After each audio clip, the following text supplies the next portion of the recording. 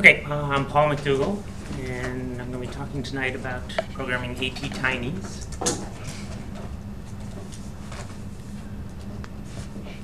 Where'd my mouse go? Oops.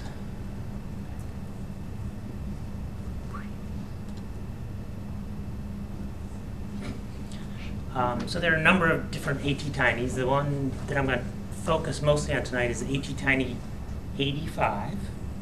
It's a low-power 8-bit microcontroller from Atmel. It's in a very small package, 8 pins. You can get it in a DIP or an SOIC. It's inexpensive, less than $1 in quantity, reasonable quantities. And it's mostly Arduino Sketch compatible.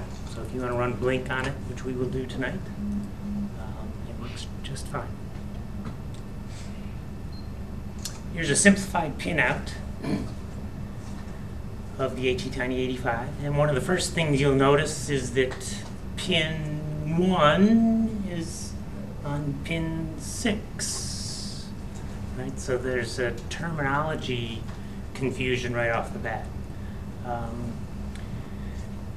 So for this presentation, when I talk about pin N, I'm talking about the Arduino logical pin that you would use in your sketch. If I want to talk about the pin on the package, I'll say package N. So package 6 is pin 1. There's nothing particularly unique about the ATTiny 85's doing this. The same scrambling is done on a normal Arduino.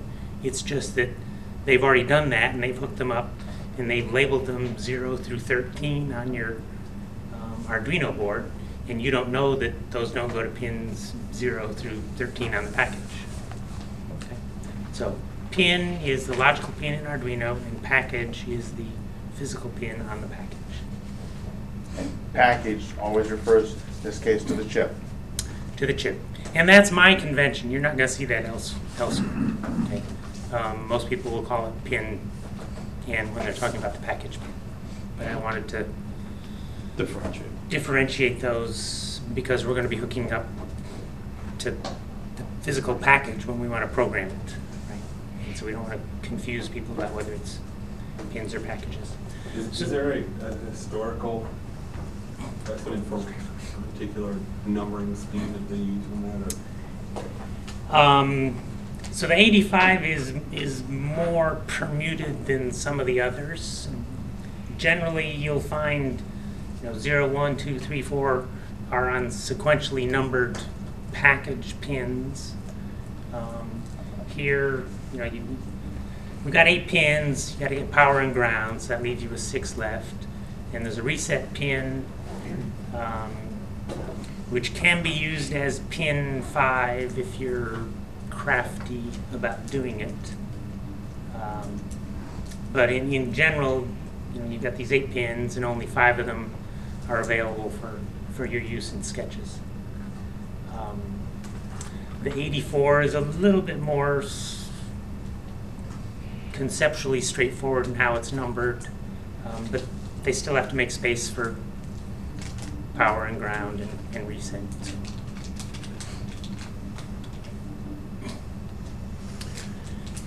Briefly comparing it to the Atmega 328, which is what's in a Arduino Uno or a Duo Millenova. It's got a quarter of the flash memory, which is the memory that you store your programs in. So if you write big programs, they may not fit in some of these smaller chips. Is this a PowerPoint? Yes. You going to have that available for us? Okay, great.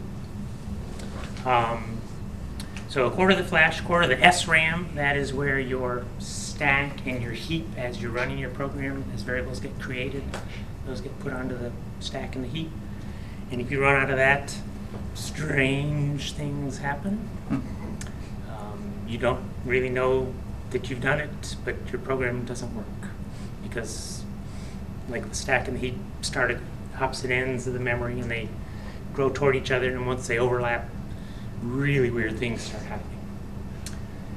EEPROM is half as much, Most people don't use EEPROM in their sketches, although it's used when you actually program the device. Number of pins, there's 28 pins on the Atmega 328, there's 8 on the Tiny, there's 14 on the Tiny 84. You can see the costs, about half as much. Many fewer I/O pins, fewer analog pins, although it's interesting that the ATTiny 84 has more analog pins than the 328 does. Although they do overlap. So this 8 overlaps that 11. Okay, so there, you choose whether your pin is a digital pin or an analog pin. And they overlap on the 328 also. For example, I2C uses 2 of the analog. Yep. Right. So when we say there are 20 I/O pins, that's the 0 through 13 that are numbered. That's 14 pins plus 6 analog pins for a total of 20. Seems like to me you'd want more flash than you would RAM on these. Then you want more flash than I RAM. don't know. Oh, yeah, that actually is bytes, not Bytes, K not for. Ks. That's what I thought. It's not K. Yeah, it's 512 bytes. You've got K for next to the SRAM numbers and the EEPROM numbers. But almost nobody noticed that.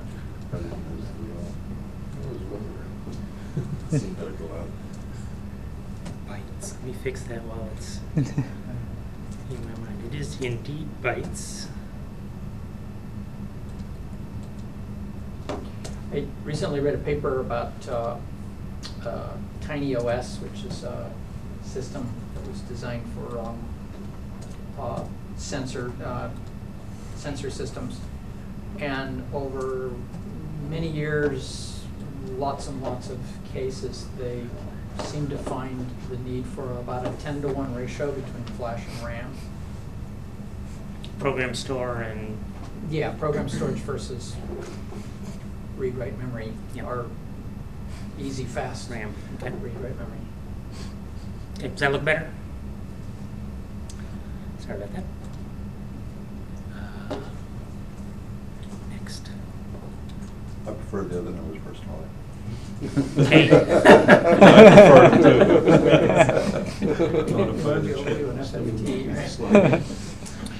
Okay, so there are a number of different methods for programming, for loading your program into Atmel processors. The one most people are familiar with is the bootloader. It's a small program that's already burned into your chip, and it runs, and usually using a couple of pins as a serial interface, typically to USB to your host.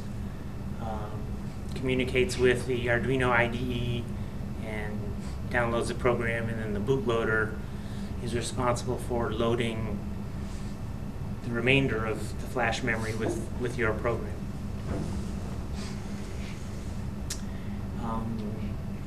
There are a number of other ways. There's a HVSP, high voltage serial programming, and there's HVPP, high voltage parallel programming. Those are useful. They're the only way to reprogram some of the fuses.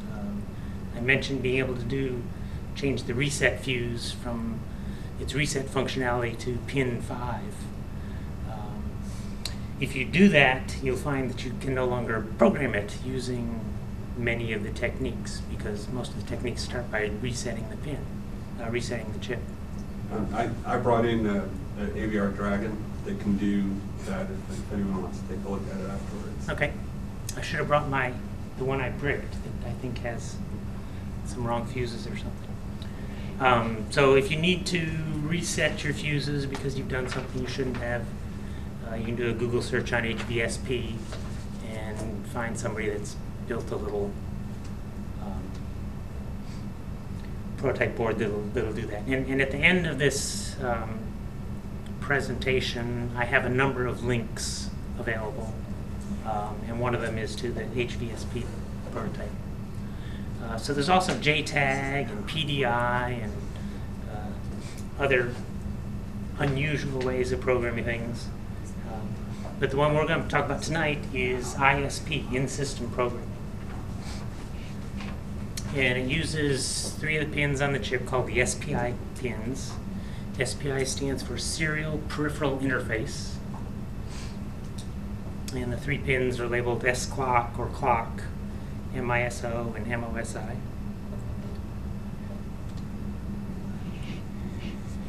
And if you've looked at an Arduino, you may have noticed a header like this. It's got 6 pins, and 2x3 orientation there, and that's power and ground, and the reset, and then these 3 SPI pins. So SparkFun sells a programmer for $48. I think it's like the Dragon. Similar to that one. Works with AVR Studio, which is Atmel's official development environment that they provide. It's free. The programmers aren't, but this software is. And it connects to your ISP header on your Arduino, and you can do the programming that way instead of doing it through the bootloader through your USB. Is it possible to import into AVR Studio something you've created somewhere else just for the purpose of burning it? Like a hex file? You can use AVR Dude and dump a hex file through that. So that AVR interface. Dude is kind of the back It's a end. command line, yeah. It's a command line thing. I think that's what AVR Studio uses as well. Okay. But you know, we have these little chips that aren't mounted into a board, and they don't have an ICSP header. We just want to program the chips, right? And so you can use another Arduino as the programmer. And so there is a sketch available called Arduino ISP that allows the Arduino to act as the programmer to program our ATTinys. We're going to have to wire up some connections from the Arduino to the bare chip. And then once this technique was developed and published, people said, oh, that's cool. You don't need a full Arduino to do this. Let's hook up an ATTiny 85 or an 84 or a 2321 or one of these other ones and build it onto a little board and sell them. So that's what the Tiny ISP programmer is from SparkFun for about $20. That's what the little wire There's one for $529. 529. Is that from China? Yeah. Yeah. Okay. There's one called the Chipper. So there's a bunch of them out there that That's all the chips it works with. it essentially encapsulates this technique onto a small little circuit board. Forgive me if I ask dumb questions, but I'm not There's no gonna such thing as dumb let questions. stuff pass. Okay. I'm used to programming, like in Python or stuff like that. All right. When you guys are programming this, you're not writing, C. you're Yeah, writing in It's C. C. So I gotta learn another programming language. For Arduino, yeah. Well, unless you use P14P, which is a Python embedded version that you can load on an Arduino, and then you can actually have it run Python natively. But If you want to use the Arduino IDE, that's not Right. normally you how have to people do it. learn C, their version of C, which is pretty Pretty much much C. Put your Not that your weird. fingernail into C++, but only just about that fingernail. Most microcontrollers are programmed in C, I would say. Is that?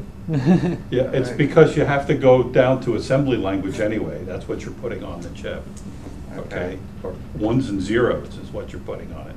So the fastest way to do that is with a compiled language. The thing is with Python, it's not a compiled language. It's an interpreted language. So to get that to assembly language is a lot more difficult in a simple system for I mean, programming. if you know Python, most modern languages nowadays look pretty similar. You know, the syntax is a little different about where the semicolons go and stuff. No semicolons in Python. No brackets. But an alternative for you that might be much more enjoyable would be a more capable single board computer that would, whereas Python is a first-class citizen. And I'd be happy to show you an alternative later if you'd like to look at that. Okay.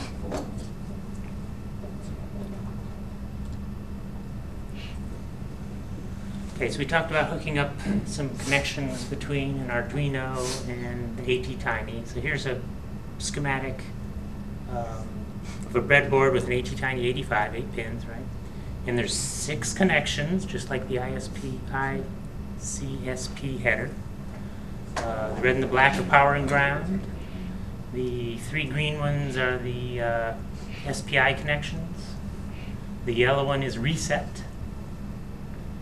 And other than that, the only thing you might notice is that there's a big honking capacitor stuck between the reset pin and ground on the Arduino. And that's because when you, in the IDE, when you say download a sketch, the first thing it does is it pulses the reset line to reset the Arduino. Okay? But we don't want to reset that Arduino, and so they stick a capacitor on there, and that holds the power to the reset pin through that pulse that the I think I missed that trick. that makes a difference. Yeah. Also, if you're using the Arduino, take the capacitor off. I missed that trick. So not actually using the Arduino microcontroller to reprogram it, you're programming it through the USB programmer that's meant to program the Arduino. Yes. Right. So we've downloaded a sketch into the Arduino, right? And then in the IDE we select Arduino as ISP as the programmer, and then it talks to the Arduino, and the Arduino talks to the ATTiny to actually download the program into the ATTiny. Right? You don't want your sketch downloaded into this guy. Right?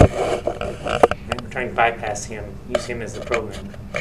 But what that sketch is basically doing is taking what comes in from that and passing it on. Passing it on to those 4 pins or whatever, right? Whatever Yep. comes in on 0 and Yeah, I think Bill was 1. asking whether or not the Arduino was bypassed and it was just straight from USB, and it's the Arduino. No, it's mediating. Yeah.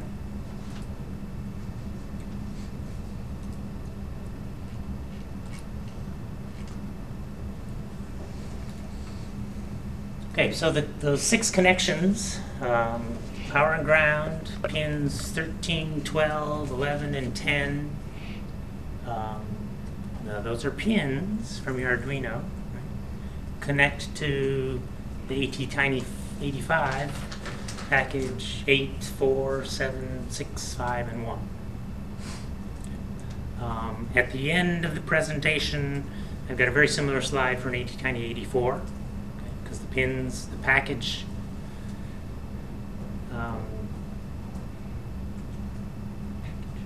the pins on the package that you hook up to are different for an 84 than an 85. And I also have one if you want to do this to an Atmega 328. And again, the package numbers are different.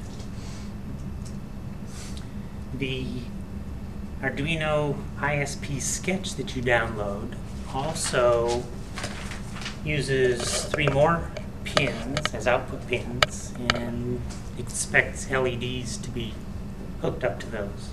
Pin 9 is a heartbeat, goes through a kind of a sine wave up and down to let you know that it's running.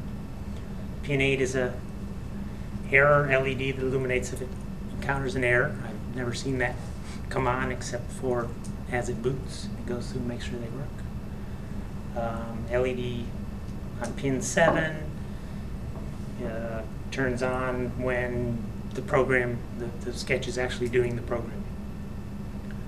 And then we mentioned the big capacitor on the reset pin of the Arduino.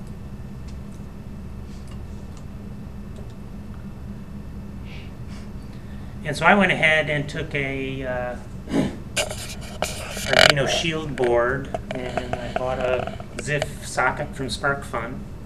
If you go to DigiKey, the cheapest one that I could find was like $14. SparkFun has it for $250 or $290 or something. And Arduino, Adafruit similarly. Adafruit, yep. Very inexpensive. But 28 pins was the smallest I could find, so I paid for a lot of plastic that I didn't need, right? And so, I programmed some 85s and was happily doing that. And then you may have noticed the email that went out and said, who wants to buy some 84s? So I bought an 84, and I figured for sure the package pinout would be the same as the 85, at least for many of those 6 pins, if not all of them. And it turns out none of them were the same.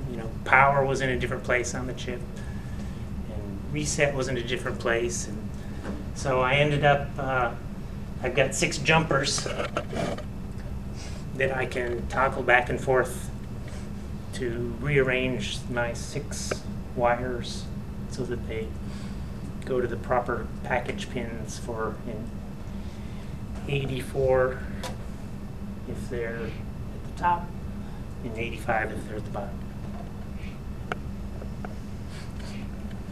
So I guess that's... The 2313 has similar programming pins to the 85, but it doesn't have the ADCs on there.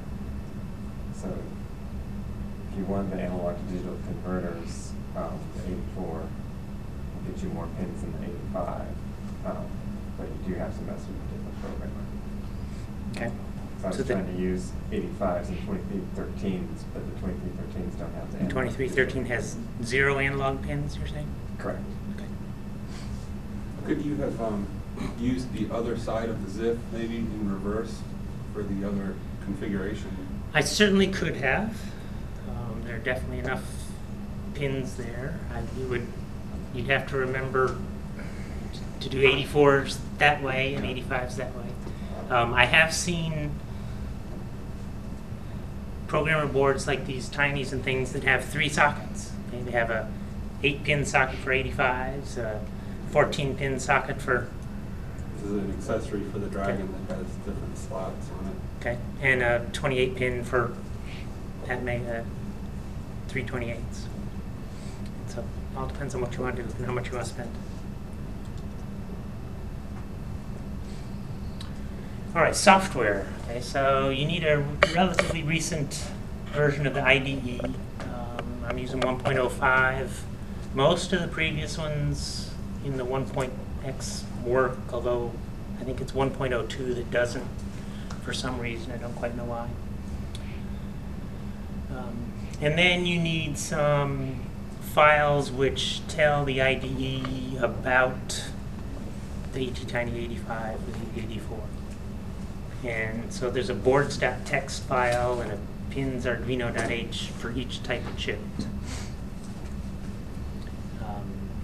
And they're packaged up into a zip file from GitHub. And you extract that and move the bits to the right place. I'm not going to go through what the right place is.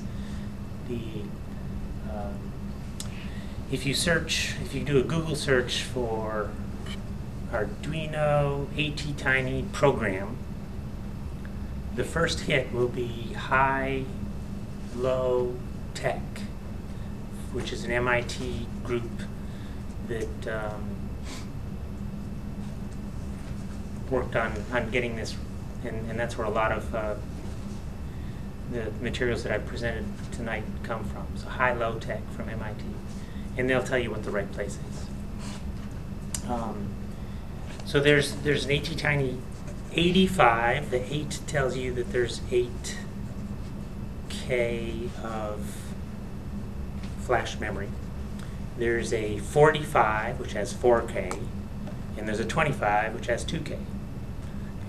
I've never purchased a 25 or a 45. And for each of those, there's multiple frequencies. And so this boards.txt file, if you open up in IDE, tools, board, and there's a list, you know, you do a Millanova and your Uno and your this and Leonardo, and well, this adds another 30 or 40 different configurations. You can go edit that file and remove the ones you don't want and bring them back down to a manageable size. So I just wanted the ATTiny 85s and the 84s. So you're saying that boards file is just some sort of background data file that loads all the different compilers in sorts? So it's a description of each of the boards that the IDE supports. Okay? And when the IDE comes up, it reads through that file and populates that menu based on the entries from that text file. And so if you comment them out, and you can, if you don't have a Leonardo, you can comment out the Leonardo, and if you don't have a lily pad, you can comment out the lily pad and get it down to... Fuse settings are in there too, I think. Yeah, right? there's a lot of stuff for each board, how much memory there is, and fuse settings and things like that. But if you to get rid of one, you just find all the entries that have that same prefix of the board, and delete all those, and they'll kind of go away from your IDE. What was your purpose in building this? What were you trying to do?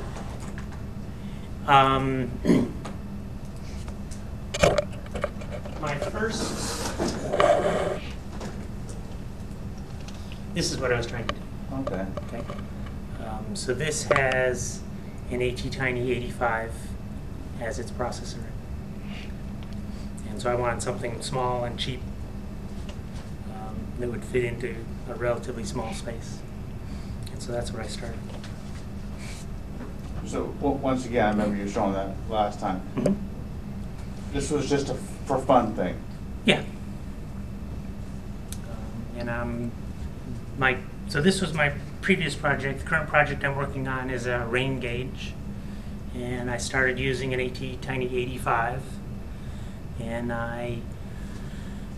5 signals wasn't quite enough for what I wanted to do. And I was working all kinds of crazy ways of getting multiple switches on a single input line and doing analog resistor ladders. And finally I said,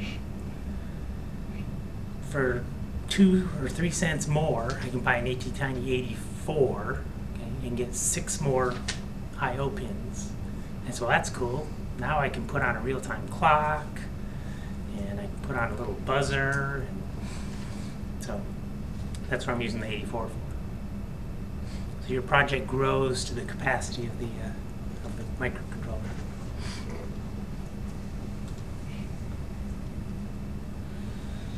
All right, so finally we get to how do we actually do the programming. So you take your Arduino board that's going to act as the programmer, right? And you hook it up, and you upload the Arduino ISP sketch. So if you go to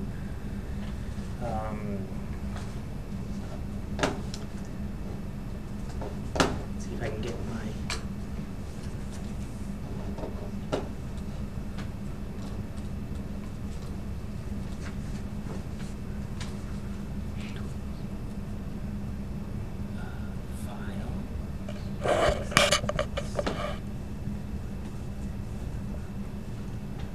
So everybody that downloads the Arduino IDE should have all these examples. I didn't have to do anything to get this one. And there's one called Arduino ISP right here.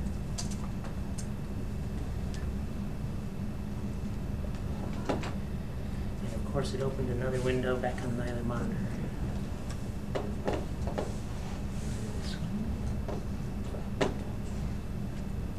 And so this is where I found out about the 3 LEDs. I never saw that on any of the websites I visited, but when I happened to look at the code, it said the pins 7, 8, 9 have these LEDs that you can. So, you know, this is a sketch just like any other sketches you've done, and you would then... Actually, you keep using the word sketch. Okay. Program. Program. Okay. Why do you call it a sketch instead of Because program? these guys in Italy just had to come up with something different. Why do they call daughter boards shields? Yeah. Okay. But Because, actually, the original IDE was called processing, and that's where the Arduino people got it from, and processing people are the ones that Sketches. originally came up with the sketch idea. and so up here on this the menu, there's Sketch. So it's nothing that I can. You have a sketchbook, which is a collection of sketches, right? So these are all my. I think they were trying to make it seem friendlier to non-technical people. Yeah, probably. But writing in C is not, I mean, wait a minute. What's wrong with this? Well, like Carl was saying, it really boils down to the physical constraints. The computer is so small, it will not support a higher level of abstraction. I'm sure it takes a beefy Arduino AVR chip to run some little sliver of Python. Okay, so we upload that sketch onto the Arduino, and if you happen to have an LED hooked up to pin whichever one it was, it'll start doing its heartbeat.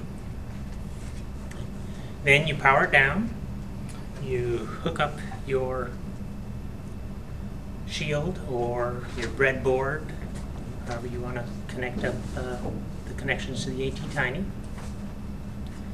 Of course, I usually skip step 2, but that's beside the point. And then power up, and as soon as the ATTiny gets voltage, it's going to boot up whatever code is currently in it. When it comes from the factory, it doesn't have anything in it, so I don't know what it does.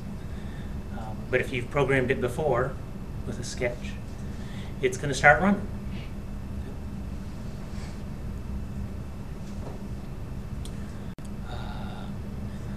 So let me get back to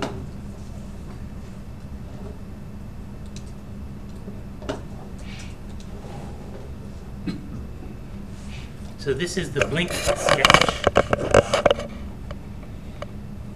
I guess I should plug this up so it works the way it would work.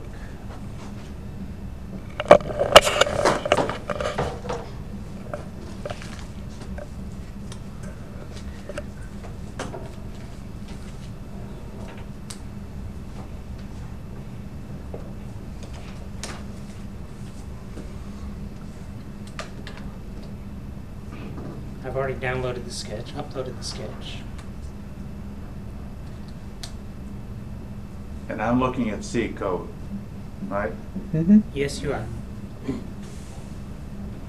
Okay, I don't know if people can see, but the small green LED at the bottom is just kind of going, and the yellow LED is blinking.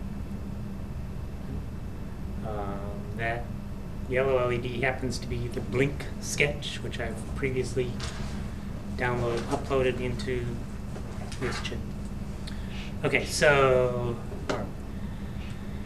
we've uploaded the sketch into the Arduino. We've made the connections, we've powered it up, and now we go to the Tools menu and go to Board, and here's where you see ATTiny 45s and 85s and 44s and 84s, each at different frequencies. So I have an 85 chip, so I'm going to use 85. And I've got 3 choices here. I've got 1 megahertz internal clock, 8 megahertz internal clock, and 20 megahertz external clock. We'll talk about those in a moment. So this one is, I'm going to select the 8 megahertz internal.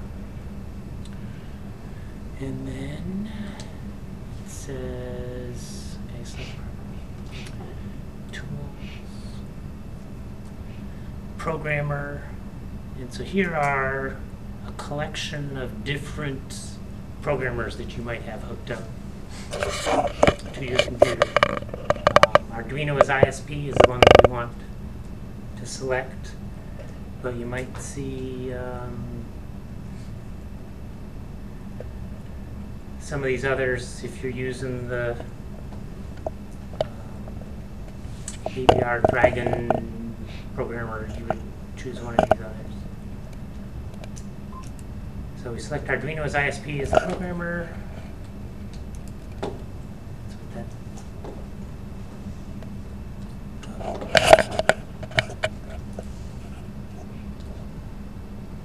Go to my next slide. And then go ahead and do the upload.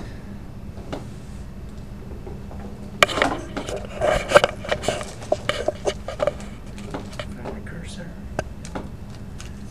So there's upload. It will compile the sketch. And if it's on the right COM port, nope. Okay, so couldn't find the COM port. Go select the right serial port here, COM 4. Try again.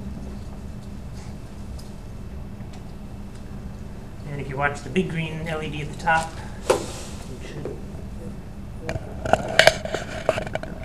blink a few times. And then once it's done programming, okay, your ATTiny boots up because it has power and runs through its program. And so it's doing the exact same thing, so we can't tell if it really programmed or not. So I'm going to change the duty cycle on my blink right here, and we'll upload it again and see if it changes. So this sketch is 832 bytes out of the 8K available. And now it's blinking faster.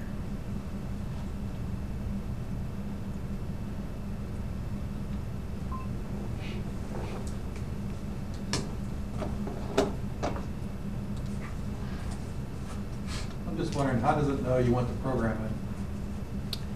Is that the reset line? Yes. So there is a protocol for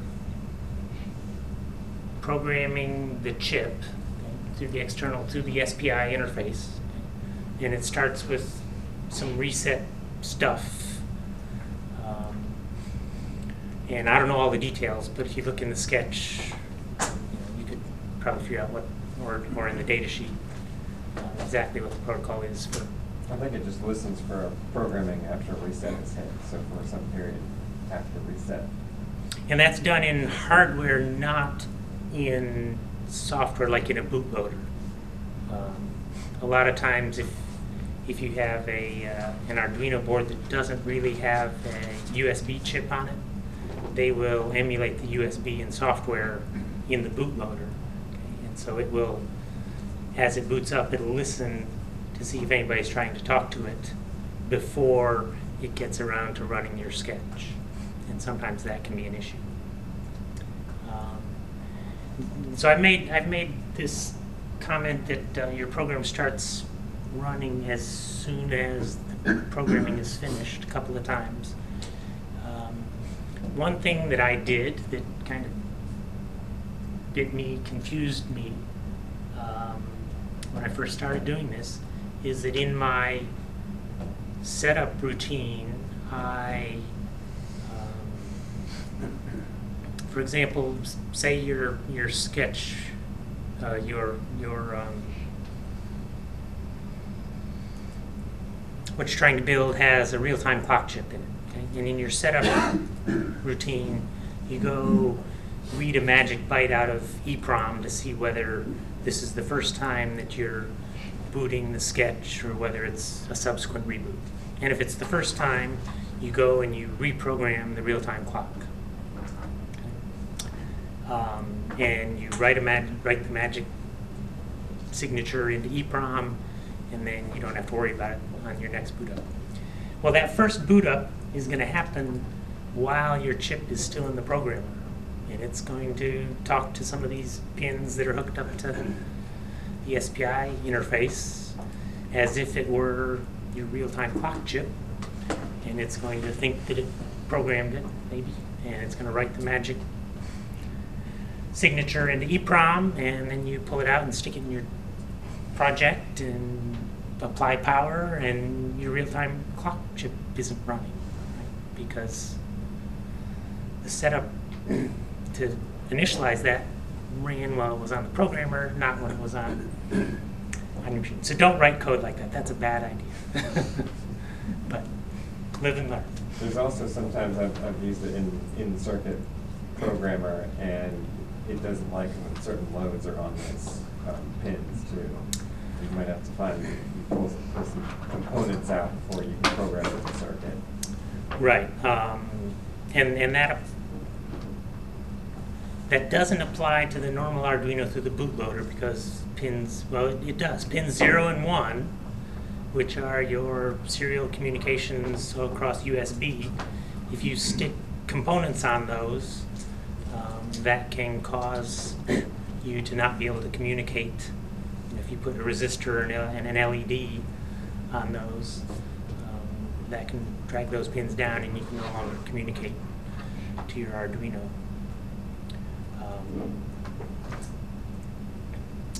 And so the 3 other signals on the IC SP header, you have to be careful of those as well if you've got loads of any sort on those. You can use, I've often used LEDs on those pins if you have to, use them for something. And if you connect the ISP on the high side of the LED, closest to the chip, you can also see the lights blink when you program it.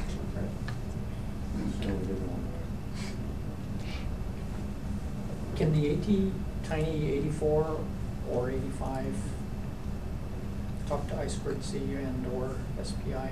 It obviously can do Obviously I2C, since you were talking about the clock. The clock I did was not an I2C clock, but DSC 1307? It can. It can run without. It's got, I think it's called the USI, Universal Serial Interface, that does SPI or I2C, but it's partially software, partially hardware. It's sort of painful. Yeah, and I was going to wonder if, in that situation, using the internal clock, the accuracy of the clock might be. I don't think it matters. Okay. Yeah. And does anybody know if, when it's run with an SPI port, does an SD card just go off of the clock that the master is creating? And in other words, it doesn't really matter if that clock is not. There's no clock issues with SPI. It'll just run off of. The master provides a clock, so it Yeah. can So run at it'll just variable run. rates. Cool, great, thank you. okay. So we saw there were multiple frequency choices for each of these chips. As it comes from the factory, the fuses are set for a 1 megahertz internal clock frequency. You can change the divider and get it to 8 megahertz, or if you want to waste 2 of your precious 5 pins, which I can't imagine anybody wanting to do, you can hook up an external crystal and run it at whatever frequency you want, up to 20 megahertz. To change the fuses, you can use the burn bootloader option on the IDE. And so you've got a factory fresh chip, you stick it in the programmer, you go to, cursor back here.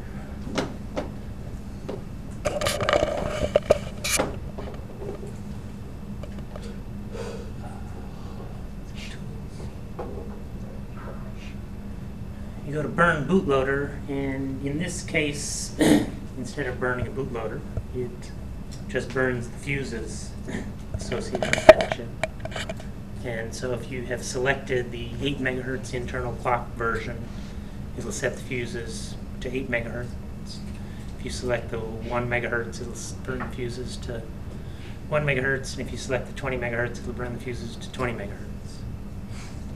Can you switch them back Yes. and forth? Yep.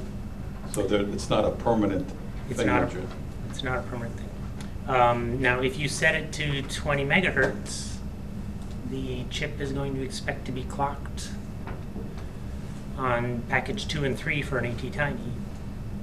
And I believe, so I have never done this, but I believe that in order to download your sketch, you have to apply the clock to those chips, to those package pins,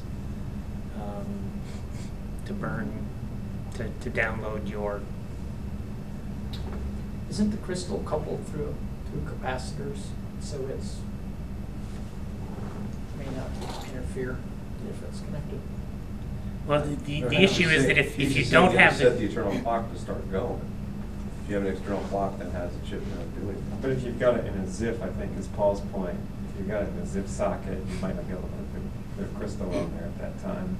Is that it? if you don't have the crystal hooked up, right? I don't have a crystal on Yeah, here. you're not right. So There's a if I bootstrap, program it to but- 20, Yeah, I don't think I'm going to be able to program. And I probably can reburn the fuses, but I'm not 100% sure of that. right. In other words, I've done it with the crystal, but I always had it chicken and egg. attached. Yeah.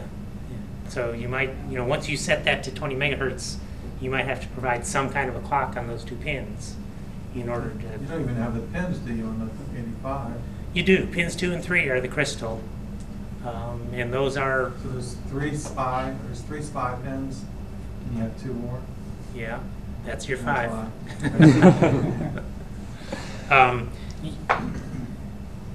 The blinky LED here is on package 3. Okay, so that's one of the pins that you'd have to use the crystal on.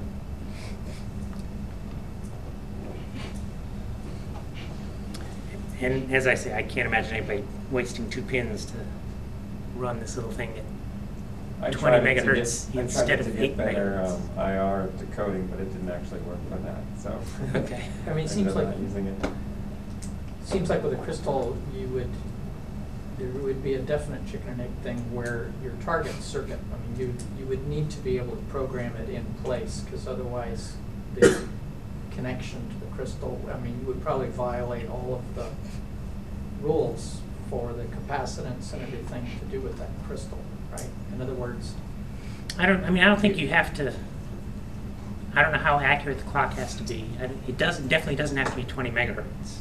So, I'm suggesting that in the real world with a circuit that's crystal driven, they're probably programmed in circuit. in circuit. Yeah. Really in circuit. And that's probably why they chose those 2 remaining pins for the crystal as opposed to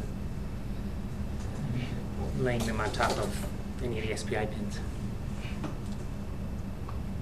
The 85 can also do 16 megahertz via crystal, which I didn't know that until. I saw that in your post, I think. Yeah, there's a PLL that it has that not many other AVR chips have, and you can set that along with the 8 megahertz setting. It'll double the internal frequency to run at 16, which is how the little wire does USB. 8 Software. megahertz isn't fast enough to do software USB. Okay.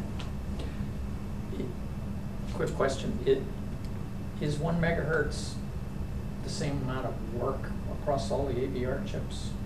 I mean, are the instructions? I think so. The instruction sets are the same and nobody's doing, pipelining or speculative execution or I don't think so. Right, I in don't other think words, so. it's just, I think they're all it's just whatever the speed is, They gives you a very usually deterministic. tell you in the data sheet form that, the beginning will say like 1 MIPS per megahertz or Yeah, something yeah, like okay. that. I think it's whatever you gave it is whatever it's getting executed on. Right, I'm just Um, wondering if- how many if you- implementations of the instruction set there are.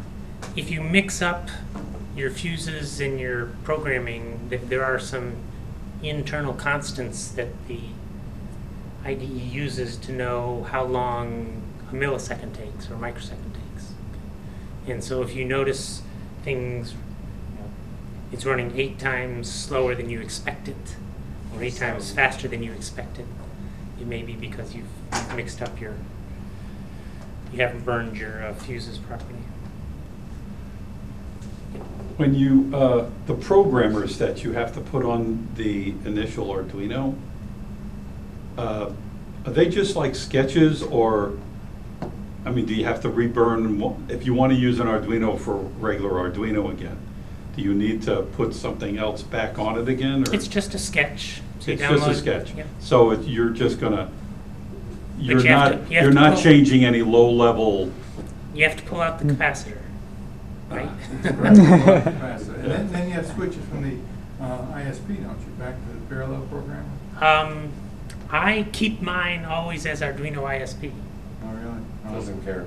I don't think it cares. I don't know how it knows, but somehow, I guess it's I don't know. I don't know the answer. But aren't there, I've heard that you can get an AVR chip that has no bootloader, where you have to. Right, if you buy an Atmega 328 from DigiKey, it will not come with an Arduino bootloader. Right?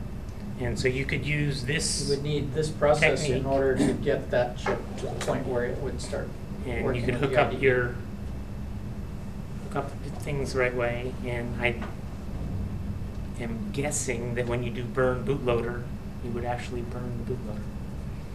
I think it goes and looks for the one for the ATTiny 85, but it doesn't exist, so it just does the fuses and skips the rest. And in that case, there would be two 328s, right? I mean, Yes. Right, so you're using the one to get the other one back. One's acting as a Yeah. programmer. Right. Yeah, I got 97% through that process and missed the capacitor. Okay. And once you have the bootloader on there, you can use like an FTDI cable if you want to program more like Arduino. I've done that with the 328 anyway. And I'm trying to remember where those plug in. Then There's you're just kinda another. adding USB. Is there another header for the FTDI cable? With the little 6-pin on it? No, the FTDI is built into the Arduino, but if you make a from scratch with a 328,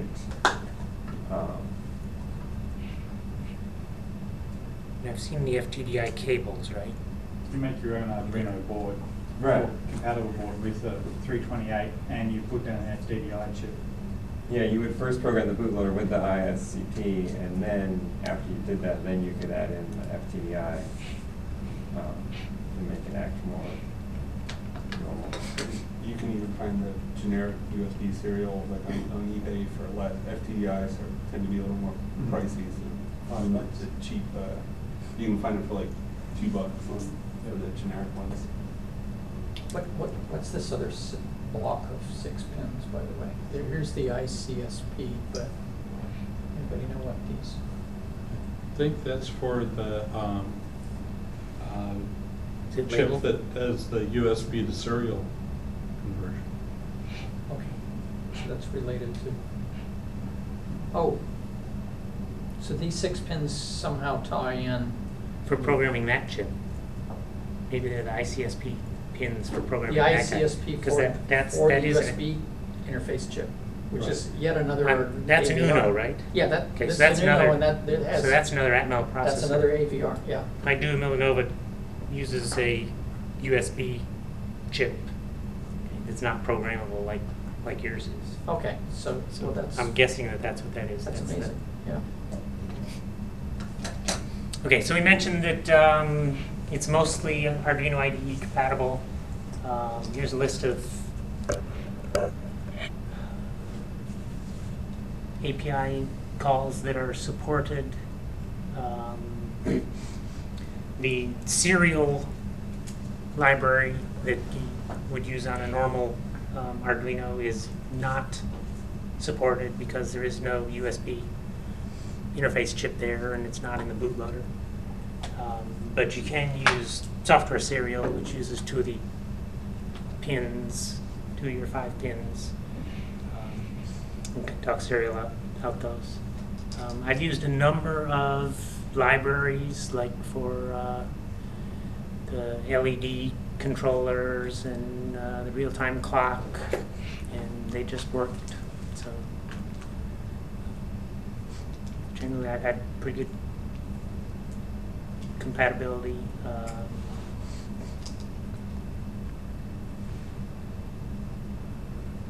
What is that last bullet? The Not- serial does not work. Oh, okay. The serial class. So you have to use software serial, which is a library that you have to include.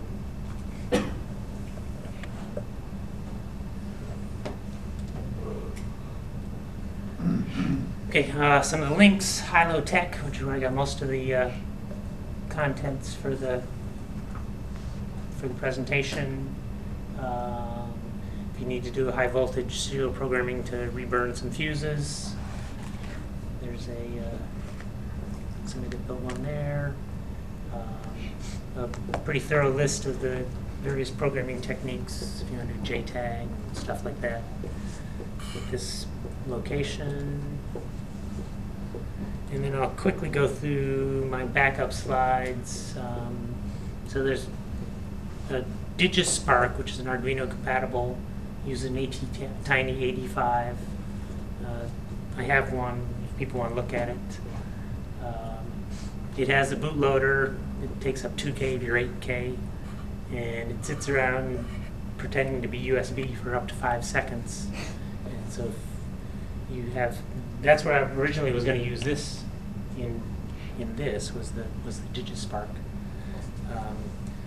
But you have to press down the on switch until the ATTiny boots, okay? Which if you're using a DigiSpark is 5+ seconds. With my ATTiny, it's almost instantaneous.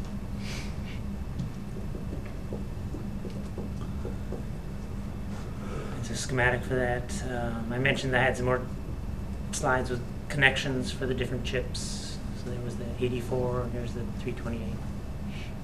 And then some more fancy pinout things that I found on the web for how they overload each of these chips with a bunch of different functions. And Paul, have you noticed a difference in boot time between 85s and 84s running the Arduino core and the ones that are not, that you just program in Rossi? The only thing that I have a comparison with is the DigiSpark, which takes 5 seconds. And so there's a tremendous difference there. But I don't have anything else to compare it to. Because it's not, there's no bootloader on there, so it's not waiting for it. Like, not the DigiSpark, but like if you just took Right. the 85. Right. Yeah, it seemed like the ones that I've done, it seemed like it did take longer to start, like Sketch, once it had the Arduino core on there. The Arduino core. Compared to something similar, like if I just write like a little You traffic light. mean the Arduino runtime Yeah, library? whatever you call it, yeah. So you're talking about the difference between, sorry, It seemed like there was an additional startup delay just to program something using the Arduino IDE over doing it with just the AVR dude and the command line stuff. so you're saying after you have burned it, okay, depending on whether you've burned it through AVR Studio or Arduino AD, the IDE, is that what the difference is? Or Just is involving the Arduino libraries and all that stuff. And is that something you can notice in human time, or you're measuring this? No, in human time, yeah. Yeah, it seemed like additional seconds. Well, wow. That might be something. it's you know, it's they have hidden a lot of stuff from you when you say upload, okay? It takes your source files and it copies them to a subdirectory somewhere, and it massages your first one with some additional things at the top to do this and that, and then it runs GCC and stuff. And so it's possible that what they're doing is putting in other stuff that the way you did it directly in AVR Studio doesn't do, and so there could be some additional overhead. I was just trying to program to play music like on startup. Like as soon as power's applied, I wanted to start playing music, like you did a thing and then play music, and it took longer. Seconds or tenths of seconds? Instead of like you push the button and it happens, you push the button and nothing happens. So half a second Half to a a second second. to a second. Yeah, that's annoying. Not as annoying as having to press the button and hold it for 5 seconds. Not that annoying. Okay, any other questions?